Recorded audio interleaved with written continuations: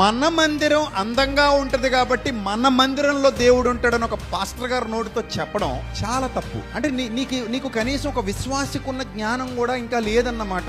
మానవుడు కట్టిన ఎంత గొప్ప మందిరంలో అయినా సరే దేవుడు ఉండను అన్నాడు. ఏ మందిరానికైనా ఇది అప్లై అవుతుంది. మీరు ఏ మందిరమైనా కట్టండి, పాలరాతితో కడతారా, బంగారంతో కడతారా, వెండితో కడతారా, లేకపోతే ఇంకా కాస్ట్లీ మెటీరియల్స్ ఏమైనా మీరు సంపాదించి తెచ్చిపెట్టి ఆ వజ్రాలు డైమండ్స్ ఏమైనా తీసుకొచ్చి డైమండ్స్ తో కడతారా, మీరు దేంతో అయినా కట్టండి. మనిషి చేత్తో కట్టిన ఏ మందిరంలోనూ నేను ఉండను డిక్లేర్ చేసింది ఎవరు? మనిషా దేవుడా?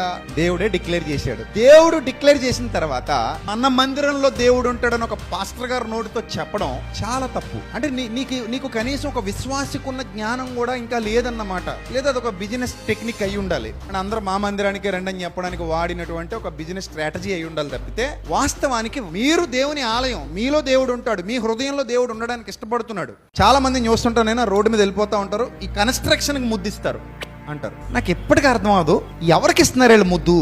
కన్స్ట్రక్షన్ కి ఇస్తున్నారు. ఎందుకు కన్స్ట్రక్షన్ కి ఇస్తున్నారు? కన్స్ట్రక్షన్ మీద చర్చి కనబడింది, అంటే చర్చ్ సింబల్, సిలువ సింబల్ కనబడింది వాళ్ళకి.